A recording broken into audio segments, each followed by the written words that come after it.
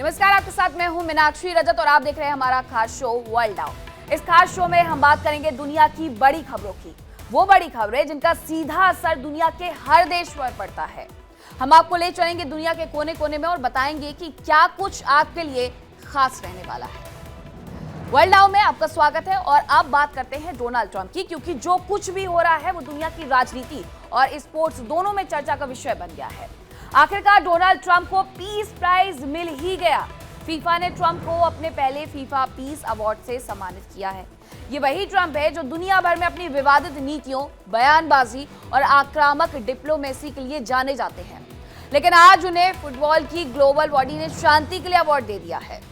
FIFA का ये कहना है कि ट्रंप ने अंतर्राष्ट्रीय फुटबॉल कूटनीति में अपना योगदान दिया है। वर्ल्ड नाउ में आगे देखेंगे कि क्या खेल और राजनीति का ये गठजोड़ अब नया ट्रेंड बन रहा है। वहीं वर्ल्ड नाउ में बात फ्रांस और अमेरिका की भी करेंगे, दो देशों की जो वो पुराने दोस्त थे, जिनकी मिसाल दुनिया देती आई है, लेकिन अब उसी रिश्ते में दरारें साफ दिखाई देने लगी हैं, क्योंकि बीते कुछ महीनों में फ्रांस के राष्ट्रपति एमेनुएल मैक्रों लगातार ऐसे कदम उठा रहे हैं जो वॉशिंगटन को बिल्कुल भी पसंद नहीं आ रहे हैं। ऐसे बयान, ऐसे फैसले जिनसे ये बड़ा सवाल उठने लगा है कि क्या पेरिस अब सच में अमेरिका से दूर होते जा रहा है। क्या यूरोप का भरोसा अमेरिका से हटकर किसी नए रास्ते की तरफ मुड़ रहा है।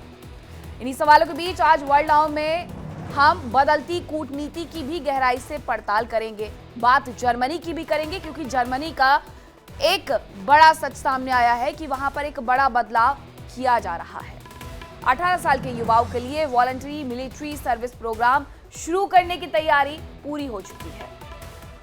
द्वितीय विश्व युद्ध के बाद पहली बार जर्मनी अपनी रक्षा नीति में इतना बड़ा कदम उठा रहा है।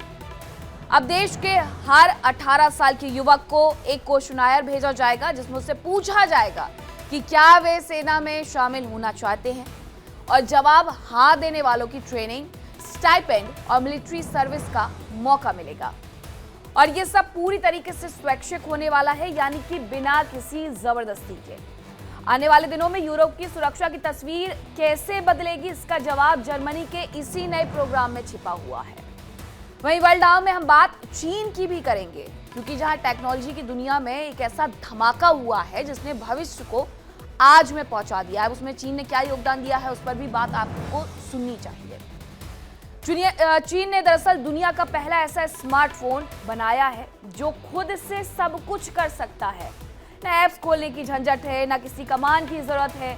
ये फोन आपके इशारों से नहीं, आपकी जरूरतों को खुद समझकर काम करने लगता है। फिर चाहे वो बिल के पेमेंट्स करना हो, होटल बुकिंग हो, मैसेजिंग शेड्यूलिंग हो, यहाँ तक कि दूसरे रोबोट से बात करना हो, सब कुछ ये मोबाइल फोन अपने आप कर सकता है। यानी स्मार्टफोन नहीं, आपके हाथ में अब एक पूरा का पूरा एआई एजेंट आ गया है। तो वर्ल्ड नाउ में आज बात करेंगे ट्रंप की, कि आखिरकार डोनाल्ड ट्रंप को पीस प्राइज मिल ही गया। बिल्कुल सही सुना आपने, क्योंकि फीफा ने ट्रंप को अपने पहले फीफा पीस अवार्ड से सम्मानित कर दिया है, और ये सम्मान मिला है 2026 FIFA world cup draw match के मंच पर। ट्रंप ने इसे अपनी जिंदगी के सबसे बड़े सम्मान में से एक बताया। हैरान करने वाली बात यह रही कि समारोह के मंच पर ट्रंप ने वो मेडल खुद उठाया और खुद ही पहन लिया, जिससे मीडिया में नई हलचल भी खड़ी हो गई। इस दौरान ट्रंप ने कहा कि दुनिया पहले से ज्यादा सुरक्षित जगह पर है, लेकिन सवाल यह है कि क्या फुटबॉल की दुनिया में ट्रंप की एंट्री का प्लेबुक क्या है। फुटबॉल, राजनीति और कूटनीति तीनों का एक ऐसा संगम शायद ही आपने कभी पहले देखा होगा, लेकिन 2026 वर्ल्ड कप से पहले फीफा ने बड़ा दांव चल दिया और अमेरिका के राष्ट्रपति डोनाल्ड ट्रंप को दिया है फीफा पीस प्राइज। अब जान लेते हैं कि पीस प्राइज के लिए हसरत पाले बैठे ट्रंप को फीफा पीस प्राइज आखिरकार मिला क्यों है। हालांकि बार बार ये कहा जा रहा था कि उन्हें नोबेल का शांति पुरस्कार मिलना चाहिए, लेकिन उन्हें फीफा के ही शांति पुरस्कार से कहीं ना कहीं काम चलाना पड़ा है। अब ट्रंप को जो फीफा पीस प्राइज मिला है वो क्यों मिला है वो भी जान लीजिए। दरअसल फीफा ने 2025 में पहली बार फीफा पीस प्राइज शुरू किया, और विश्व स्तर पर शांति और एकता को बढ़ावा देने के लिए ये नोबेल जैसा नहीं है, लेकिन फीफा का अपना ये नया अवार्ड है। फीफा ने ट्रंप को गाजा में सीज फायर, ब्रोकरिंग, यूक्रेन युद्ध में कूटनीति और इसके साथ ही अन्य ग्लोबल कॉन्फ्लिक्ट्स को सुलझाने के लिए सम्मानित किया है। ये प्राइज 2026 वर्ल्ड कप ड्रॉ के दौरान वॉशिंगटन में दिया गया है। तो आप समझ जाइए कि ये क्यों दिया गया है और किस तरीके से ये बना है। बार बार उनकी तरफ से ये कहा जा रहा था कि उन्हें नोबेल का पीस प्राइज मिलना चाहिए क्योंकि अमेरिका के कई राष्ट्रपतियों को मिला है। ऐसे में उनकी चाहत जरूर थी, लेकिन उन्हें फीफा के ही पीस प्राइज से काम चलाना पड़ा। अब इस पूरी घटना का चक्रव्यूह भी समझ लीजिए कि 5 दिसंबर को वॉशिंगटन डीसी के कैनेडी सेंटर में 2026 फुटबॉल वर्ल्ड कप का ड्रॉ हो गया था। ये इवेंट कनाडा, मैक्सिको और अमेरिका के संयुक्त आयोजन का हिस्सा था, जहां दुनिया के 48 टीमों के ग्रुप्स तय हो रहे थे। लेकिन ड्रॉ से ठीक पहले फीफा प्रेसिडेंट जियानी इन्फेंटिनो ने स्टेज पर ट्रंप को बुलाया। उन्होंने ट्रंप को एक गोल्डन ट्रॉफी, मेडल, सर्टिफिकेट सौंप दिया। इन्फेंटिनो ने कहा कि आपने शांति के लिए असाधारण कदम उठाए हैं। यह पुरस्कार उन लोगों को दिया जाता है जो दुनिया को एकजुट करते हैं। डोनाल्ड ट्रंप, जिन्होंने सम्मान लेते हुए कहा कि ये मेरी जिंदगी के सबसे बड़े सम्मानों में से एक ही है। तस्वीरें जरा देख लीजिए। वॉशिंगटन डीसी, अमेरिका की कैपिटल, अमेरिका की राजधानी। मैच ड्रॉ रहा, इसी दौरान ये सब कुछ हो जाता है, जहां सबसे बड़ा दावा भी कर दिया जाता है ट्रंप की तरफ से। उन्होंने कहा कि ये दुनिया का सबसे बड़ा सम्मान है मेरे लिए और आज दुनिया पहले से ज्यादा सुरक्षित है, ये भी उनकी तरफ से कहा गया। ट्रंप का ये बयान उसी वक्त आया जब दुनिया कई मोर्चों पर तनाव झेल रही है और वो कह रहे हैं कि ये सबसे सुरक्षित है। डोनाल्ड ट्रंप को हमेशा से नोबेल का पीस प्राइज चाहिए था। ये उनकी चाहत थी कि उन्हें पीस प्राइज मिले। वे खुद को पीस प्रेसिडेंट बताते हैं और दावा करते हैं कि उनके दूसरे कार्यकाल में उन्होंने 8 युद्धों को सुलझाया। आपको याद होगा कि पाकिस्तान के जब वहां से सेना प्रमुख पहुंचते हैं तो वो भी आने के बाद इसी बात का राग अलापते हुए नजर आते हैं कि पीस प्राइज नोबेल का डोनाल्ड ट्रंप को मिलना चाहिए, लेकिन ऐसा हुआ नहीं। अब वो काम जरूर चला रहे हैं छोटे से एक प्राइज के साथ, फीफा के एक प्राइज के साथ, जो कि नोबेल के शांति पुरस्कार के बिल्कुल नीचे आता है। अब ट्रंप ने जो दावा किया 8 युद्धों के अंत का, उसके बारे में भी जान लीजिए। ट्रंप का दावा है कि अमेरिका ने बंधक आदान प्रदान और सीज फायर करवाया, युद्ध समाप्त करवाया, लेकिन वास्तविकता क्या है? हमास ने हथियार नहीं छोड़े हैं और स्थायी शांति जो है वो अभी भी वहां पर बाकी है, वहां शांति नहीं आई है। अब ट्रंप ने यह भी दावा किया कि व्हाइट हाउस में शांति समझौता दशकों पुराना युद्ध खत्म कर दिया। वास्तविकता यह है कि आधिकारिक समझौता हुआ अगस्त 2025 में। अब ट्रंप कब बदल जाए वैसे भी कोई नहीं जानता है, उनकी बातें वो ही जाने। व्हाइट हाउस में शांति समझौता दशकों पुराना युद्ध खत्म, ये ट्रंप का दावा था। दोनों देशों ने ट्रंप को नोबेल के लिए नामित तक कर दिया था। ट्रंप ने कई बार ऐसा कहा भी है कि उन्हें नामित करना चाहिए। ये बातें अंदर खाने से भी निकल करके सामने आती हैं। जून 2025 के 12 दिन के युद्ध में अमेरिकी हमलों के बीच सीज फायर, इजराइल ईरान के बीच युद्ध की बात है ये। अमेरिका ने ईरान पर बमबारी की, फिर ब्रोकरेज। वो बमबारी करता है और फिर ये कह देता है कि उसकी तरफ से शांति का प्रस्ताव भेजा गया था। जून 2025 में 12 दिन के युद्ध में अमेरिकी हमलों के बाद सीज फायर हुआ। वास्तविकता यह थी कि ईरान इसे जीत बताता है, न्यूक्लियर प्रोग्राम प्रभावित नहीं हुआ। यह भी ईरान की तरफ से कहा गया क्योंकि अमेरिका का यह कहना था कि प्रभावित हुआ है। अप्रैल 2025 में पर्यटकों की हत्या के बाद युद्ध टाला। भारत पाकिस्तान के बीच जो युद्ध हुआ था उसे लेकर के ये दावा ट्रंप की तरफ से किया गया और उसके बाद पाकिस्तान ने सीज फायर की गुहार लगाई। वास्तविकता यह है कि भारत से बार बार पाकिस्तान की तरफ से यह कहा गया था कि भाई अब युद्ध रोक दीजिए। भारत ने इसलिए युद्ध रोका था। ट्रंप की तरफ से दावा किया गया कि व्यापार छूट देकर के सीज फायर करवाया गया।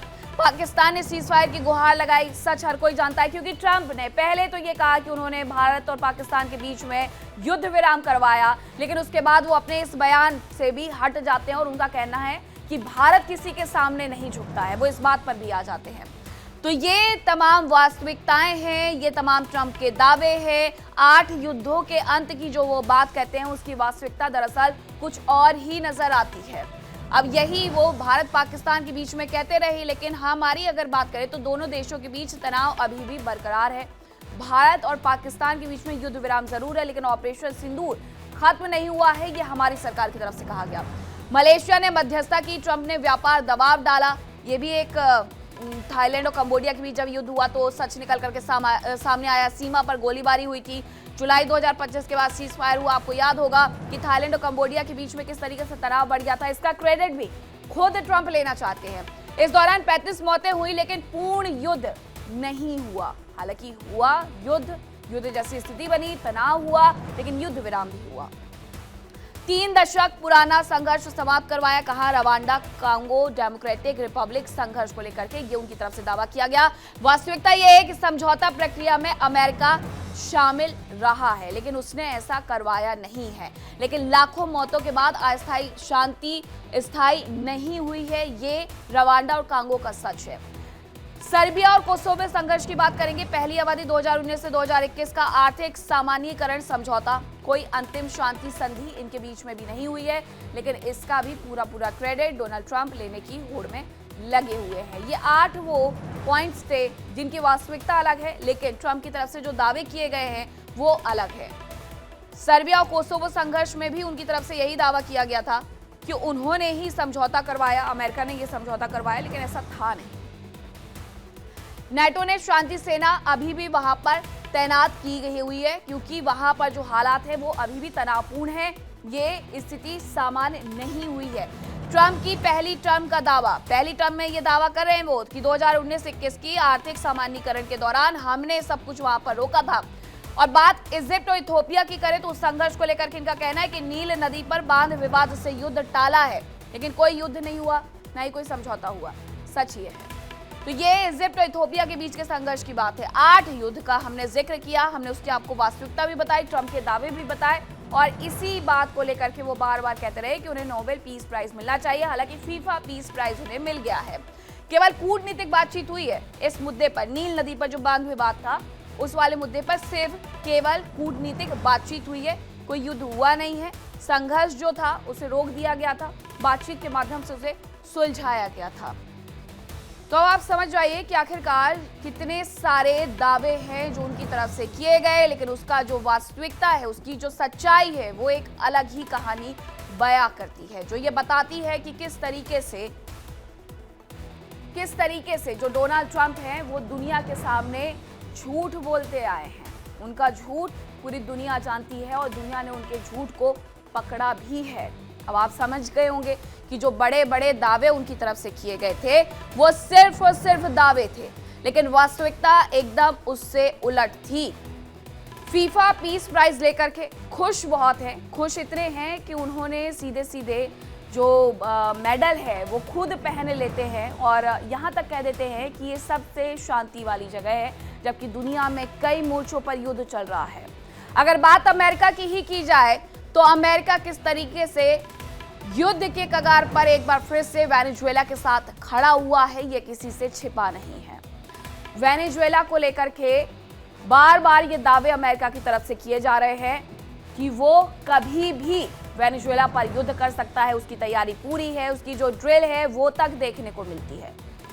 तो अमेरिका का डोनाल्ड ट्रंप का खास करके जो सच है वो एकदम अलग हो जाता है, लेकिन ठीक है, सच ये भी है कि उन्हें फीफा का पीस प्राइज मिल चुका है। हालांकि इसकी शुरुआत भी बस अभी ही हुई है।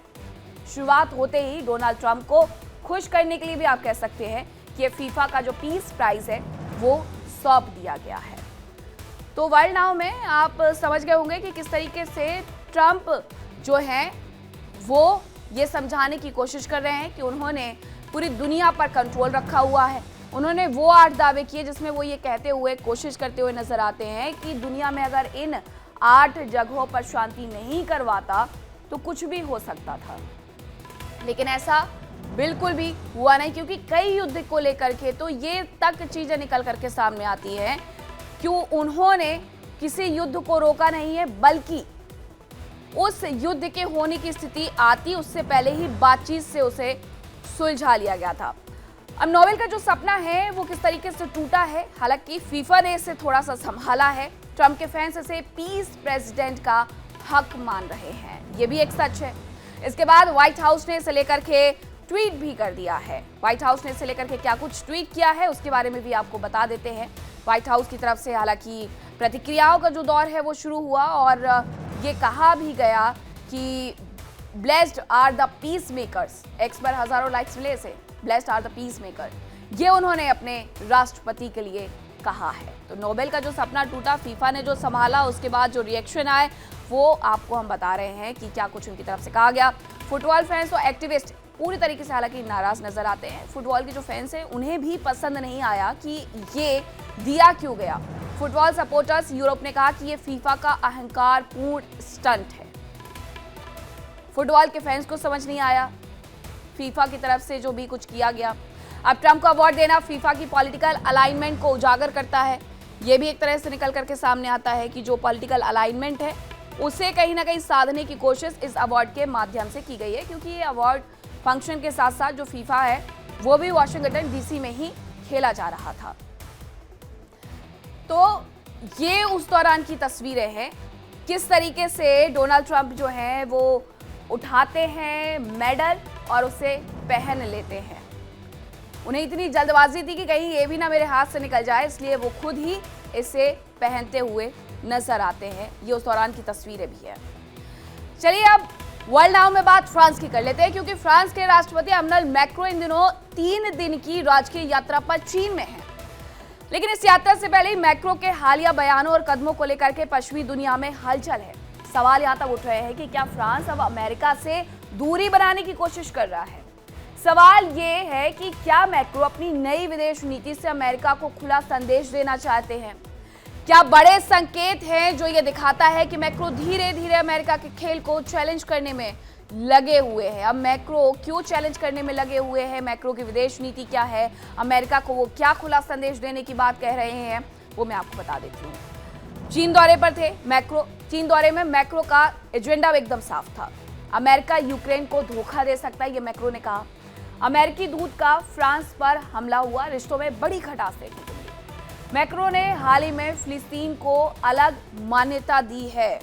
अब मैक्रो की तरफ से फिलिस्तीन को मान्यता देना अमेरिका के साथ सीधे सीधे जो खटपट है उसको दर्शा देता है। तो एक बार फिर से ग्राफिक्स के माध्यम से मैं आपको समझा देती हूँ कि मैक्रो की जो विदेश नीति है वो किस तरीके से अमेरिका को खुला संदेश दे रही है। चीन के दौरे पर थे मैक्रो, उन्होंने इस दौरान अपना एजेंडा साफ कर दिया। अमेरिका यूक्रेन को धोखा दे सकता है, ये मैक्रो की तरफ से कहा गया। अमेरिकी दूत का फ्रांस पर हमला रिश्तों में बड़ी खटास भी माना जा रहा है। दूसरी तरफ अगर बात मैं फ्रांस की करूं तो मैक्रो ने हाल ही में फिलिस्तीन को अलग मान्यता दे दी है, अलग देश के तौर पर मान्यता दे दी है। अमेरिका ऐसी मान्यता नहीं देता इजराइल से चलते संबंधों को लेकर के। तो मैक्रो की जो नई विदेश नीति है उनके एक एक एजेंडे को आप समझ गए होंगे। 3 दिन की राजकीय यात्रा थी और इस दौरान मैक्रो की उस कूटनीतिक लाइन को सामने लाया गया जिसे वो खुल करके यूरोप के स्ट्रेटेजिक ऑटोनॉमी कहते हैं। चीन के साथ trade balance, aviation, green energy में बड़े समझौते इस यात्रा का हिस्सा रहे। 3 दिन की यात्रा पर थे, बहुत कुछ लेकर के आए हैं। लेकिन ये दौरा जो है वो सिर्फ आर्थिक रिश्तों को मजबूत करने भर का नहीं है, इसका दूसरा मकसद भी है। बीजिंग को साथ ला करके रूस पर ऐसा कूटनीतिक दबाव बनाना जिससे यूक्रेन में संभावित सीज फायर के जो रास्ते हैं वो खुल सके। आपको याद होगा कि एक तस्वीर सामने आई थी जिसमें जेलेंस्की और मैक्रो नजर आते हैं। मैक्रो चेताते भी हैं कि अमेरिका से बच करके, अमेरिका आपको कभी भी धोखा दे सकता है। दूसरी तरफ अमेरिका की तरफ से एक स्ट्रेटेजिक प्लान शेयर किया गया है जिसमें वो चीन को अपना नंबर 1 का दुश्मन बताता है। तो मैक्रो पूरी तरीके से खुले हुए हैं, उन्हें पता है कि उन्हें किससे दोस्ती रखनी है और किससे दुश्मनी रखनी है, और यही वजह कि अमेरिका से उनके रिश्तों में जो दूरी है वो नजर आने लगी है। मैक्रो ने अपनी इस यात्रा के दौरान ये भी साफ किया कि यूरोप को अमेरिका की लाइन पर सिर्फ नहीं चलना चाहिए बल्कि अपनी स्वतंत्र विदेश नीति बनानी चाहिए, और यही मैक्रो की तरफ से किया जा रहा है। जर्मन अखबार डे स्पीगल की एक लीक रिपोर्ट ने यूरोपीय राजनीति में भूचाल ला दिया है। रिपोर्ट ये कहती है कि फ्रांस के राष्ट्रपति एमैनुअल मैक्रो ने एक गोपनीय वीडियो कॉल में चेतावनी दी कि अमेरिका ट्रंप प्रशासन के तहत यूक्रेन को बिना मजबूत सुरक्षा गारंटी के क्षेत्रीय मुद्दों पर धोखा दे सकता है। इसी के बारे में मैं आपको बता रही थी। इस कॉल में यूरोपीय नेता एकजुट होकर के यूक्रेन के राष्ट्रपति वोलोडिमिर ज़ेलेंस्की को सतर्क रहने की सलाह देते हुए नजर आते हैं। अमेरिका और फ्रांस के बीच कूटनीतिक तनाव और भी ज्यादा बढ़ गया है। अमेरिकी राजदूत है जिनका नाम है चार्ल्स कुशनर, उन्होंने हालिया आरोप में खड़ा कर दिया है एक बड़ा विवाद। कुशनर ने आरोप लगाए फ्रांस को लेकर के। कुशनर ने फ्रांस में बढ़ते यहूदी विरोध को लेकर के राष्ट्रपति एमैनुअल मैक्रो की नीतियों पर सवाल उठाए। कुशनर ने वॉल स्ट्रीट जर्नल में प्रकाशित एक लेटर में यह दावा किया कि फ्रांस में एंटी सेमिटिज्म खतरनाक स्तर पर पहुंच चुका है। लेकिन मैक्रो सरकार है कि पर्याप्त कदम नहीं उठा रही है। कुशनर के इन आरोपों पर फ्रांस ने सख्त नाराजगी जाहिर की और पेरिस ने यह कहा कि किसी विदेशी राजदूत का इस तरह सार्वजनिक रूप से फ्रांसीसी नीतियों को चुनौती देना कूटनीतिक मर्यादाओं का उल्लंघन है। यह विवाद यहीं से इतना बढ़ जाता है। फ्रांस के विदेश मंत्रालय ने अमेरिकी राजदूत को सीधे तलब करने का फैसला कर लिया। कूटनीतिक हलकों में से बेहद असामान्य कदम माना जा रहा है। इसलिए भी माना जा रहा है क्योंकि अमेरिका और फ्रांस अच्छे दोस्त हुआ करते थे। लेकिन ये कदम असामान्य इसलिए भी माना जा रहा है क्योंकि पेरिस के इस बयान को कतई हल्के में नहीं लिया जा सकता है। फ्रांस में हाल के वर्षों में यहूदी विरोधी घटनाओं में इजाफा जरूर हुआ, लेकिन मैक्रो सरकार खुद को इसकी रोकथाम के लिए प्रतिबद्ध बताती आई है। ऐसे में अमेरिकी राजदूत की सार्वजनिक आलोचना ने विवाद को और ज्यादा बढ़ा दिया है। मैक्रो ने हाल ही में फिलिस्तीन को स्वतंत्र राष्ट्र के रूप में मान्यता दी। ये कदम अमेरिका की नीति के बिल्कुल उलट नजर आता है, क्योंकि जहां वॉशिंगटन इजराइल के साथ मजबूती से खड़ा है, तो दूसरी तरफ फ्रांस ने पहली बार खुल करके कहा कि फिलिस्तीन की मान्यता अब केवल समय का सवाल है। यानी पेरिस अब अपनी मिडिल ईस्ट पॉलिसी में भी अमेरिका के इशारों पर नहीं चलना चाहता है। अमेरिका का क्योंकि यही रुख रहा है, यही रवैया रहा है कि वो हर देश को अपने इशारों पर नचाना चाहती है, लेकिन फ्रांस ने इससे सीधे इनकार कर दिया है। अब जरा समझिए कि क्यों बार बार फ्रांस के अमेरिका के रिश्ते जो है वो बिगड़ते हुए नजर आते हैं, उसके पीछे की वजह क्या है। तो फ्रांस की जो स्वतंत्र विदेश नीति है वो हमेशा से अपनी स्वतंत्र विदेश नीति के लिए जाना जाता है। फ्रांस ये कहता है कि वो किसी के दबाव में नहीं आएगा, उसी के तहत उसकी तरफ से कार्य भी किया जाता है। तो ये फ्रांस का सच है, उसका कहना है हमारी खुद की नीति है, हम उस पर काम करेंगे। फ्रांस अमेरिका की हर बात नहीं मानता है और इस बार उन्होंने ये दिखा भी दिया है, बता भी दिया है चीन की यात्रा करके। दूसरी तरफ फिलिस्तीन को नए देश के रूप में मान्यता देकर के कई वैचारिक मुद्दों पर फ्रांस अपनी अलग लाइन देते आया है। इस मुद्दे पर, फिलिस्तीन के मुद्दे पर भी एक अलग लाइन देखने को मिली थी फ्रांस की। दोनों देशों के बीच टकराव इसी वजह से पैदा होता है। एक तो अमेरिकी कूटनीति जो है वो ये कहती है कि हर देश को अपने हिसाब से चलाओ, फ्रांस ऐसा नहीं चाहता है। यूरोपीय यूनियन और यूएस के बीच टेक, कृषि, एयरलाइन जैसे क्षेत्रों में व्यापारिक विवाद अब बढ़ा हुआ नजर आता है। इसलिए कहा भी गया फ्रांस की तरफ से कि ईयू को अब नया नेता ढूंढना चाहिए, अमेरिका के रास्ते पर नहीं चलना चाहिए। फ्रांस और यूरोपीय यूनियन की बड़ी ताकत है, इसलिए अक्सर सीधा टकराव भी दिखाई देता है। इसके अलावा अमेरिका अक्सर वैश्विक हस्तक्षेप करता रहता है। हर जगह आप उसका हस्तक्षेप देख सकते हैं, पाकिस्तान रहा हो, अफगानिस्तान रहा हो, बांग्लादेश रहा हो, उसके अलावा जितने भी देश है, इजराइल रहा हो, आप गिनते गिनते थक जाएंगे। फ्रांस कई बार उसका विरोध करता है या अलग समाधान चाहता है। फ्रांस इस बात का समर्थन नहीं करता है कि आप किसी भी देश के, किसी भी दो देश के बीच में जाकर के बोले। इराक वॉर 2003 की बात करें तो फ्रांस ने अमेरिका का विरोध उस वक्त भी किया था। दोस्ती अलग बात थी, लेकिन उनका रुख फ्रांस का अलग बात थी। यूएस और यूके ने ऑस्ट्रेलिया के साथ ओकुश रक्षा समझौता कर लिया, अलग यूनिट बना ली, यूएस, यूके, ऑस्ट्रेलिया। ऑस्ट्रेलिया ने फ्रांस का अरबों डॉलर का पनडुब्बी सौदा इसी की वजह से रद्द कर दिया, उस सौदे से ही मना कर दिया। फ्रांस ने इसे पीठ में छुरा कहा था, क्योंकि अमेरिका उसका अच्छा दोस्त है, उसके बावजूद एक संगठन बनता है और उसमें उसके साथ जो करार हुआ था उसे तोड़ दिया जाता है। अब यही वजह है कि जो इनके रिश्ते हैं वो धीरे धीरे बदलते गए। फ्रांस ने गूगल, अमेज़न, फेसबुक जैसी अमेरिकी कंपनियों पर डिजिटल टैक्स लगाने की कोशिश की है। अब ये बात अमेरिका को बिल्कुल पसंद नहीं आएगी, ये सभी अमेरिकी कंपनियां हैं। यूएस ने इसका विरोध किया, प्रतिशोधी कदम की धमकी तक दे दी कि अगर आप ऐसा करेंगे तो हम भी आपके लिए कोई ना कोई कदम जरूर उठाएंगे। फ्रांस धर्मनिरपेक्षता, सांस्कृतिक संप्रभुता पर हमेशा से बल देते आया है। उसका कहना है कि हर राष्ट्र को इसी के साथ आगे बढ़ना चाहिए। अमेरिका क्या करता है? प्री मार्केट अभिव्यक्ति की स्वतंत्रता के मॉडल का पक्षधर रहा है। अभिव्यक्ति की आजादी के आगे फ्री मार्केटिंग या प्री मार्केटिंग उससे ज्यादा कुछ आगे नहीं बढ़ पाता है। दोनों के मूल्य समान हैं, कई बार अलग दिशा में एक दूसरे को खींचते हुए भी नजर आते हैं। तो ये इनका पूरा जो वैचारिक मतभेद है वो निकल करके सामने आता है। चीन की धरती पर उतरते ही फ्रांसीसी राष्ट्रपति एमैनुअल मैक्रों का भव्य तरीके से स्वागत किया जाता है। 3 दिन की इस राजकीय यात्रा का एजेंडा भले ही ट्रेड, क्लाइमेट, ग्लोबल सस्टेनेबिलिटी हो, लेकिन असली चर्चा उनके हालिया राजनीतिक रुख को लेकर के हो रही है, जिससे वॉशिंगटन ने पेरिस के रिश्तों पर नए सवाल खड़े कर दिए हैं। बीते कुछ महीनों में मैक्रो लगातार ऐसे स्टैंड ले रहे हैं जिससे ये लगने लगा है कि फ्रांस अमेरिकी लाइन से अलग अपनी स्वतंत्र यूरोपीय पहचान को मजबूती देना चाहता है। सबसे बड़ा विवाद तब खड़ा हुआ जब यूरोपीय नेताओं की एक सीक्रेट कॉल लीक होती है, जिसमें मैक्रो ने कहा कि अमेरिका यूक्रेन पर दबाव बना रहा है कि वो जमीन छोड़ दे। हालांकि ये कुछ गलत नहीं था, सच था, लेकिन अमेरिका को इसके बारे में पता नहीं था कि फ्रांस उसके लिए इस तरीके की बातें कर रहा है यूरोपीय यूनियन के नेताओं के साथ मिलकर।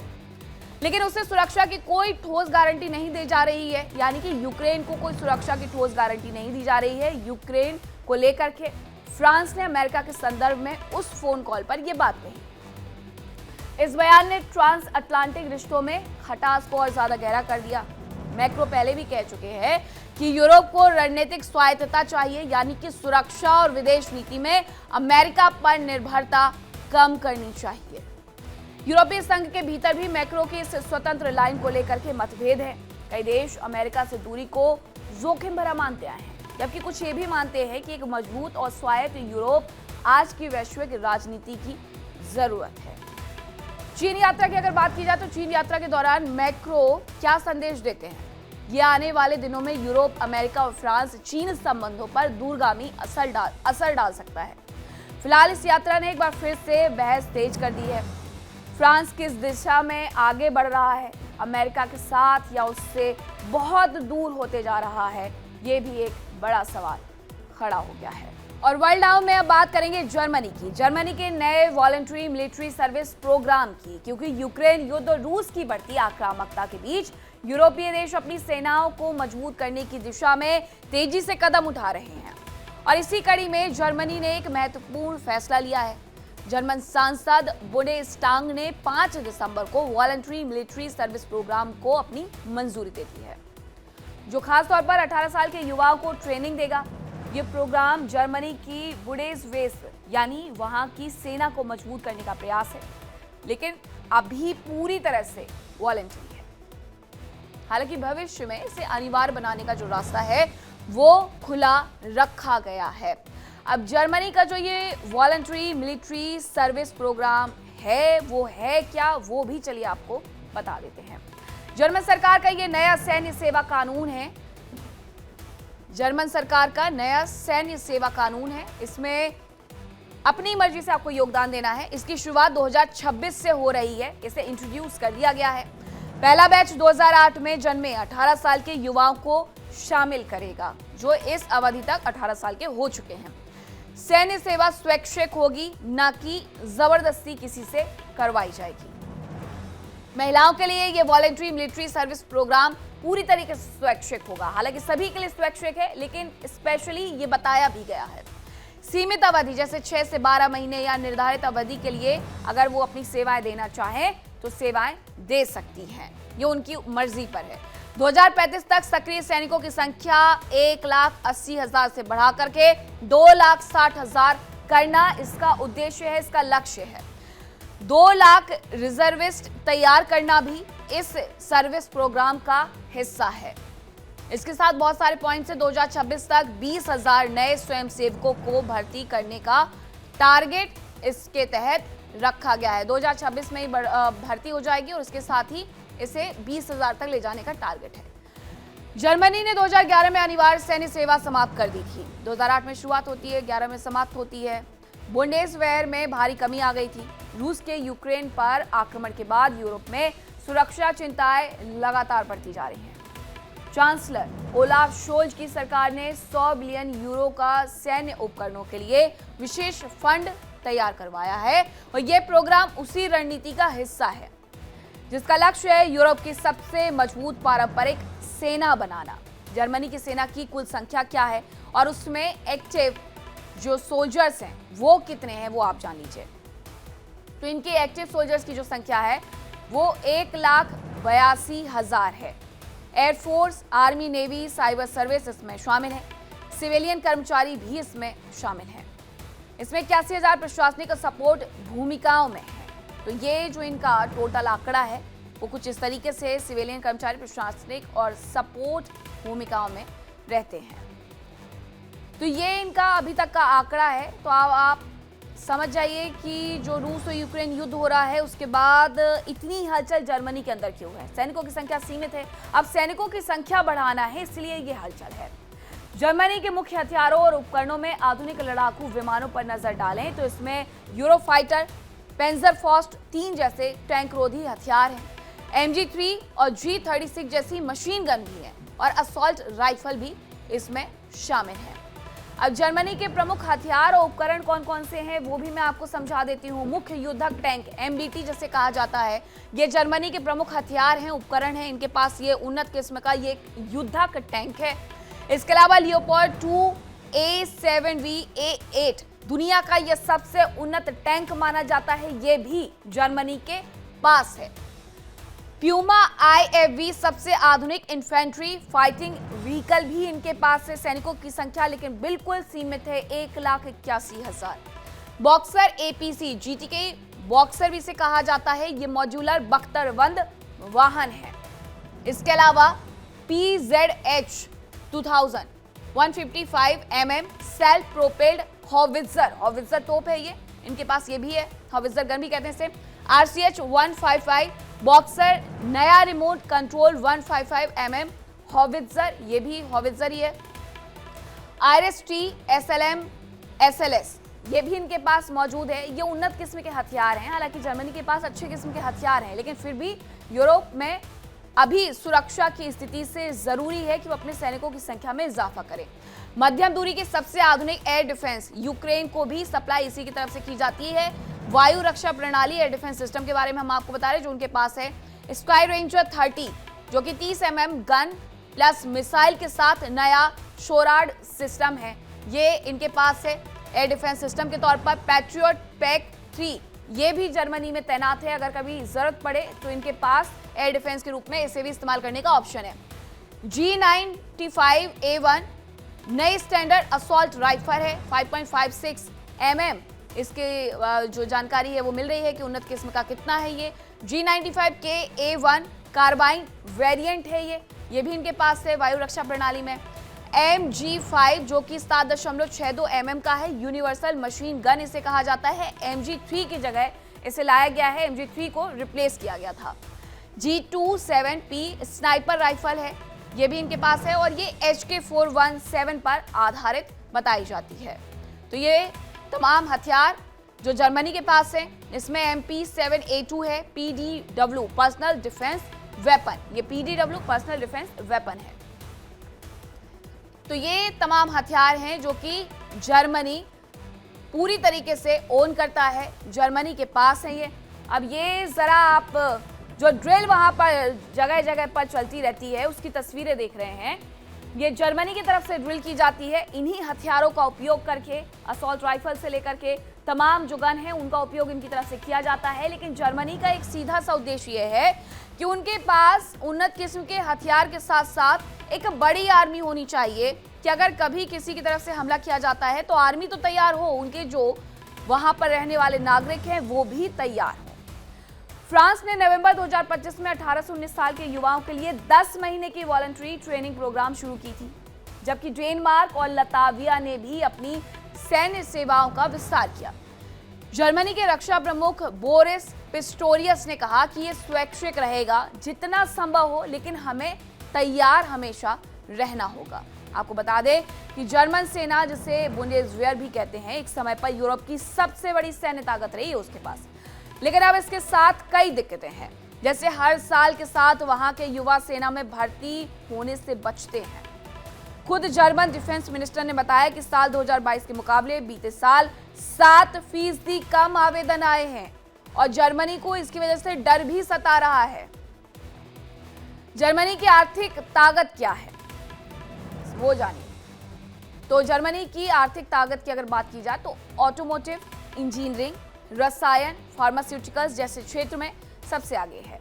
और देश की जो 99% से अधिक कंपनियां हैं मित्telstand से संबंधित हैं, जो कि वैश्विक बाजारों में एक मजबूत पकड़ रखती है। जर्मनी अनुसंधान और विकास महत्वपूर्ण निवेश किया जाता है। दुनिया का दूसरा सबसे बड़ा उच्च तकनीकी का ये निर्यातक ही है। तो जर्मनी ही नहीं, ज्यादातर जो यूरोपियन देश हैं वहां पर यही हाल है। दूसरा वर्ल्ड वॉर खत्म होने के बाद अधिकतर देशों ने सेना में नई भर्ती पर ध्यान देना पूरी तरीके से कम कर दिया। नेटो भी इसकी एक वजह थी, यानी सम्मिलित सेना, क्योंकि नेटो में जितने देश शामिल होते हैं, किसी एक पर भी अगर वॉर होता है, किसी एक पर भी हमला होता है, तो ये माना जाता है कि नेटो के सभी देशों पर हमला है। इसीलिए जर्मनी जो है पूरी तरीके से उन पर डिपेंड हो गया। अब स्थिति ये हो गई है कि 90 से अगले 10 सालों के भीतर डिफेंस पर खर्च का जो औसत है वो 2.4 से कम होकर के 1.6% तक पहुंच गया है, जहां पूरी दुनिया अपना जो बजट है वो रक्षा के क्षेत्र में बढ़ाती है, वो जर्मनी में खत्म हो जाता है। लेकिन जर्मनी की अगर बात करें तो जगह जगह पर ये नेटो के साथ भी, क्योंकि जर्मनी शामिल है, तो इनका ये मानना है कि अगर हम नेटो के साथ शामिल हैं और हम पर कोई हमला करता है तो नेटो में जितने देश शामिल हैं वो सब एक साथ आ जाएंगे। लेकिन खुद के देश को भी पावरफुल होना उतना ही जरूरी होता है। नेटो पर निर्भरता से काम नहीं चलेगा, ये जर्मनी को समझ में आ गया है। अगर बात की जाए इस प्रोग्राम की जिससे अब शुरू किया जा रहा है, वो 2011 में बंद हो चुकी अनिवार्य सैन्य सेवा को फिर से शुरू करने का एक मॉडर्न वर्जन है। सरकार के मुताबिक इसका उद्देश्य है सेना में 20,000 नए सैनिकों को जोड़ना, ताकि बुढ़े स्वेस की कुल जो संख्या है वो 1,82,000 से बढ़ा करके 2,55,000 से 2,60,000 तक पहुंचाई जा सके। जर्मनी ने रूस यूक्रेन युद्ध के बाद अपनी सुरक्षा को मजबूत करने, नेटो के लक्ष्यों को पूरा करने और अपनी सेना के आधुनिकीकरण के लिए रक्षा बजट को बढ़ा दिया है। अब ये भी जानिए कि जर्मनी के 2025 के रक्षा बजट के बारे में कितना रहा है वहां का रक्षा बजट। 2025 में जो रक्षा बजट था वो करीब 86 बिलियन यूरो था, जो कि 92 बिलियन है। ये उनका रक्षा बजट था। इसे घटाया गया है, ये भी बताया गया। जो मुख्य बजट के साथ स्पेशल फंड शामिल करना है, ये उद्देश्य है, लेकिन अभी ऐसा हो नहीं रहा है। कुल रक्षा व्यय बढ़ा करके 100 बिलियन के करीब पहुंच सकता है, 100 बिलियन यूरो के करीब पहुंच सकता है अगर इसे बढ़ाएंगे तब। यूरोपीय सुरक्षा खतरों के जवाब में सैन्य आधुनिकीकरण योजना का हिस्सा है। ये जानकारी भी इसके द्वारा बताई गई। रक्षा बजट को लेकर के 2029 तक जीडीपी के 3.5% के नेटो लक्ष्य को हासिल करने की दिशा में एक बड़ा कदम उठाया जा रहा है। तो जर्मनी की संसद ने 2025 का जो बजट है वो पास किया, जिसमें रक्षा खर्च में काफी बड़ा इजाफा किया गया। इस इजाफे ने जर्मनी की सैन्य तैयारियां और आधुनिक रक्षा क्षमताओं में सुधार की दिशा में तेजी से अपने कदम आगे बढ़ाए हैं। सेना के उपकरण हो, रक्षा तंत्र हो, बुनियादी ढांचा हो या निवेश करना हो, इस कदम से न सिर्फ जर्मनी बल्कि समूचे यूरोपीय रक्षा ढांचे पर इसका असर पड़ सकता है। अन्य देशों के लिए भी ये एक संकेत है कि वे अपनी रक्षा तैयारियों को पुनर्विचार करें। तो ये था जर्मनी का नया वॉलंटरी मिलिट्री सर्विस प्रोग्राम, एक ऐसा कदम जिसके जरिए जर्मनी अपनी डिफेंस कैपेसिटी को बिना जबरन भर्ती के नए मॉडल पर तैयार करना चाहती है। युवाओं को मौका मिलेगा, सेना को नई ताकत मिलेगी, यूरोप को सुरक्षा की एक नई ऊर्जा भरने की भी वजह मिलेगी। अब देखना यह होगा कि ये स्वैच्छिक मॉडल जर्मनी की सैन्य तैयारियों को कितना बदल पाता है। और अब बात वर्ल्ड नाउ में चीन की भी होनी चाहिए, क्योंकि चीन ने एक बार फिर से दुनिया को चौंका दिया है। ड्रैगन ने एक नया फोन बनाया है, और ये सिर्फ फोन नहीं है बल्कि आपके लिए एक एजेंट की तरह काम करेगा। ये फोन आपकी बात सुनेगा, समझेगा, अपने आप एप्स को भी खोल करके देगा, पैसे भी देता है, होटल भी बुक करता है। यानी कि अगर आपके किसी भी तरीके के कोई पेमेंट है तो ये खुद ब खुद कर देगा, आपको बताने की वैसे जरूरत है। यहाँ तक कि दूसरे रोबोट से ये बात भी खुद ही कर सकता है। ये दुनिया का पहला पूरा एजेंटिक एआई फोन है और इसका नाम है नूबिया M153। इसे ZTE कंपनी और बाइटडांस यानी टिकटॉक वाली कंपनी ने मिलकर के बनाया है। तो नूबिया M153 आखिरकार है क्या, किस तरीके से ये बना है, क्या इसने बनाया है, वो भी जानिए। दुनिया का पहला पूरा एजेंटिक एआई फोन और जेटी और बाइट डांस का एजेंटिक एआई स्मार्टफोन है जो खुद इंसान की तरह मोबाइल ऑपरेट कर सकता है। इसे चलाने के लिए इंसानों की जरूरत नहीं होगी। फोन आपका होगा लेकिन जरूरत आपकी नहीं होगी। फोन जरूरत के हिसाब से अपने यूजर के सारे काम खुद ब खुद पूरे कर देगा। इस फोन को अभी तक इंजीनियरिंग प्रोटोटाइप के तौर पर लॉन्च भी कर दिया गया है। इसमें मौजूद जुआई बॉय नाम का एक एआई एजेंट है जो सीधे ऑपरेटिंग सिस्टम से जुड़ा हुआ है। नूबिया M153 में एआई 2 लेवल पर काम करता है। अब आपके मन में आ रहा होगा ये सवाल कि इस फोन में एआई क्या क्या कर सकता है। तो चलिए आपको बता दें कि इस फोन में बाइट डांस का स्मार्ट एआई एजेंट जोबो आपके सिर्फ कहने से ही इंसान की तरह फोन चलाता है।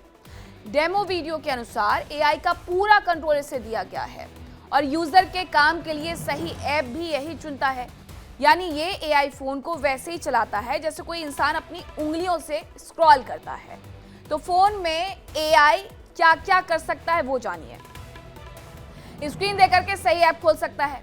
आपका जो कोई फॉर्म होता है जिसे भरने में आपको घंटों लग जाते हैं, खुद ब खुद ये भर देगा।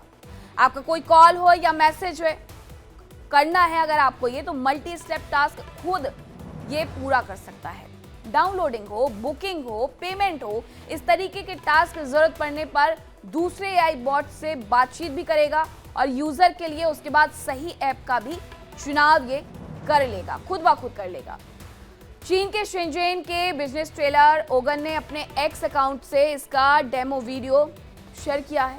ये फोन एंड्रॉइड सिस्टम पर काम करता है और इसमें बाइट डांस का जो स्मार्ट एआई एजेंट जो वो लगा है वो चीन में पहले से ही करोड़ों लोग इस्तेमाल कर रहे हैं। बिजनेसमैन ट्रेलर ओगन वीडियो में बोलते हैं कि book someone to stand in line for me. इसके बाद एआई ने खुद सही ऐप चुना, फॉर्म भरा, सर्विस बुक की, फिर कंफर्मेशन भी दिखा दिया। ये सब कुछ बिना यूजर के बताए ही कौन सी ऐप का इस्तेमाल करना है एआई ने सब सोच लिया, सब समझ लिया, खुद कर दिया।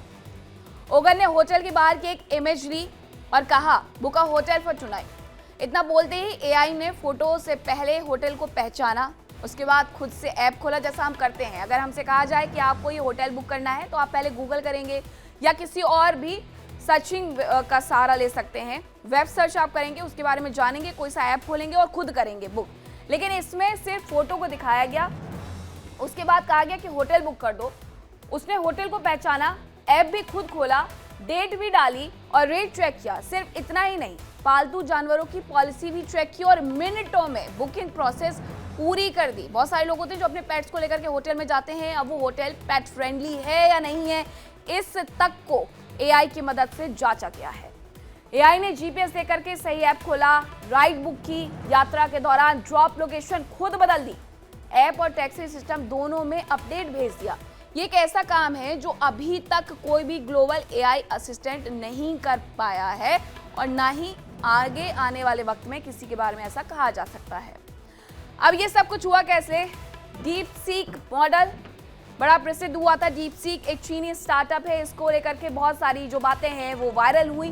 डीप सीक को लेकर के बताया गया कि ये एआई किस तरीके से काम करता है। कुछ करने की जरूरत नहीं है, सिर्फ आपको डीप सीक पर लिखना है, आपको सारे सवालों के जवाब मिल जाएंगे।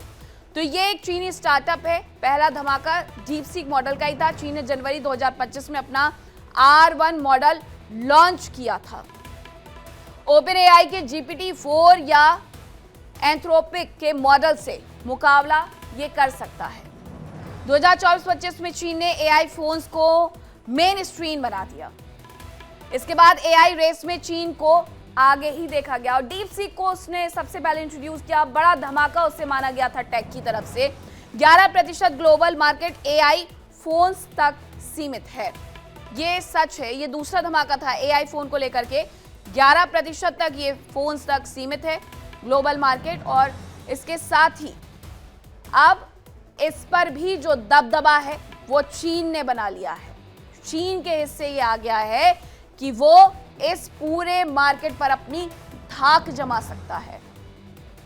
चीन की एआई स्ट्रेटजी को आपने देख लिया, समझ लिया। अब आप ये भी समझिए कि इनोवेशन, ओपन सोर्स और लोकल इकोसिस्टम में चीन दुनिया का सबसे बड़ा स्मार्टफोन मार्केट है जो कि वैश्विक स्तर पर एक बड़ा बाजार है।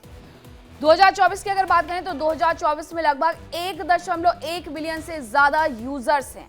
2025 में मार्केट में मामूली ग्रोथ हुई, लेकिन क्वार्टर टू क्वार्टर उतार चढ़ाव देखने को मिला। घरेलू ब्रांड्स का दबदबा भी यहां पर हाई देखने को मिला है। तो चीन की प्रमुख फोन कंपनियां कौन सी हैं वो भी जानिए। शाओमी, उसके फोन भारत में भी काफी इस्तेमाल होते हैं। ओप्पो हो, वीवो हो, रियलमी हो, वन प्लस हो, ऑनर हो, या फिर ZTE हो, या फिर हुआवे हो, ये तमाम ऐसे मोबाइल फोन हैं जो भारत के मार्केट में भी उपलब्ध हैं और इनका भरपूर उपयोग भी किया जाता है।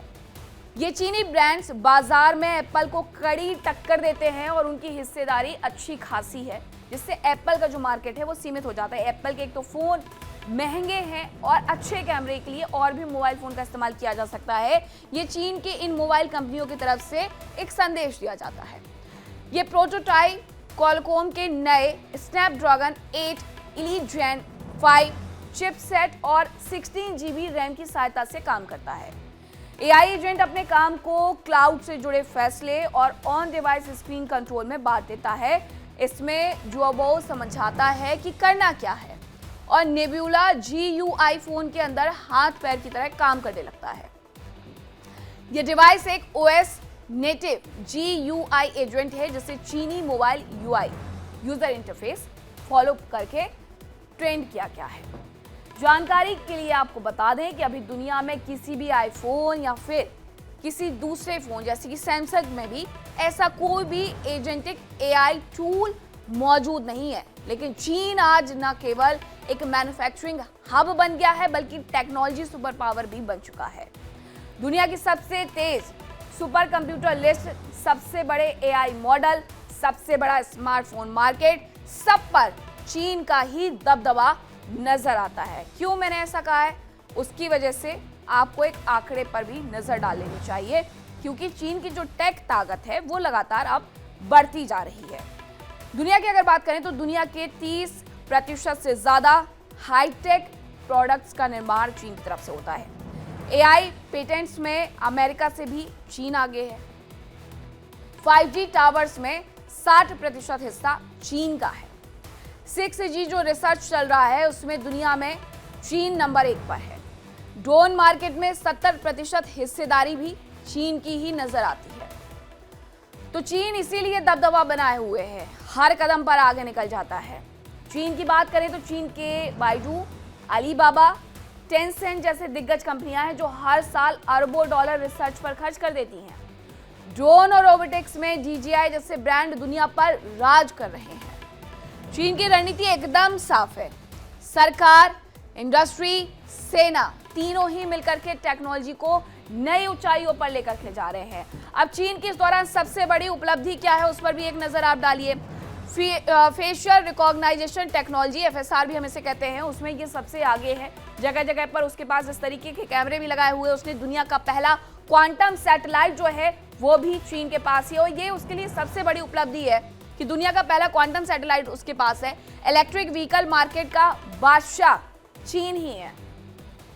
इसके अलावा और कौन सी उपलब्धियां, ये हमने आपको बता दिया। इलेक्ट्रिक व्हीकल मार्केट का जो बादशाह है वो चीन ही है। क्वांटम सैटेलाइट जो है वो उसके पास ही है। तो ये तमाम चीजें हैं जो कि उसे बादशाह बनाती हैं, उसे बादशाह कहने के लिए लोगों को मजबूर करती हैं। चांद और मंगल मिशन में भी उसकी तरफ से तेजी आई है। फोन इंडस्ट्री की अगर हम बात करें तो Vivo, Oppo, Xiaomi, Honor, Huawei जैसे ब्रांड हर साल ऐसे फीचर ला रहे हैं जो बाकी दुनिया को कॉपी करने पड़ते हैं। कि आखिरकार चीन ने अब ये जो नया मोबाइल फोन लाया है उसमें क्या नया है, ये दूसरी मोबाइल कंपनियां देख रही हैं।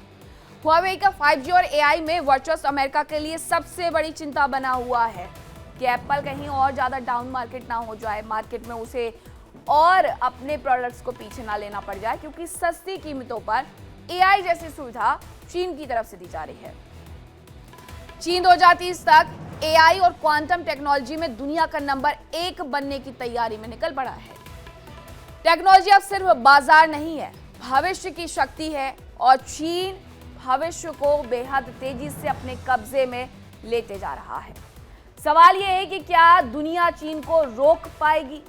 ये इसीलिए सवाल है क्योंकि जिस तरीके से ये आगे बढ़ रहा है इस पर लगाम लगाना तो दूर, इसके रास्ते में आना भी अभी किसी के समझ में नहीं आ रहा है।